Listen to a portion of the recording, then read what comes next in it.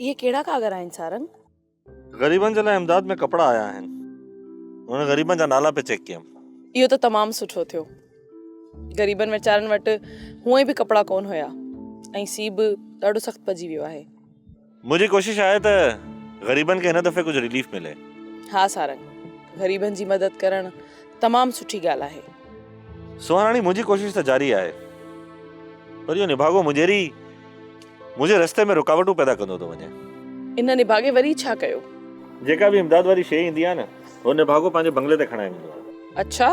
ऐं उहो सामान पंहिंजे पसंदीदा माण्हुनि में विराए छॾींदो आहे ऐं वीचारा ग़रीब महरूम रहिजी वेंदा आहिनि। इहा त हुनजी पुराणी आदत आहे सारंग।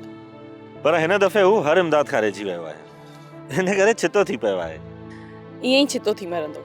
कल्ह बि हिन जा माण्हू कपिड़नि जी इमदाद वारी गाॾीअ खे फिरी आया हुआ, पर इहो शुक्र थियो जो मां टाइम ते पहुची वियुसि। पर सारंग, थोरो ख़्यालु कजांइ, हू तोखे को नुक़सान न रसाइनि। तूं परेशान न थी, पोइ कुझु बि न थींदो।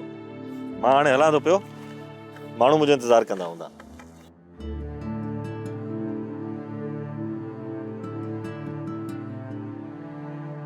सोप सीरियल सारंग जा तमाम एपिसोड्स ॾिसो HD क्वालिटी में। विजिट करियो असांजो YouTube channel Sindh TV HD drama.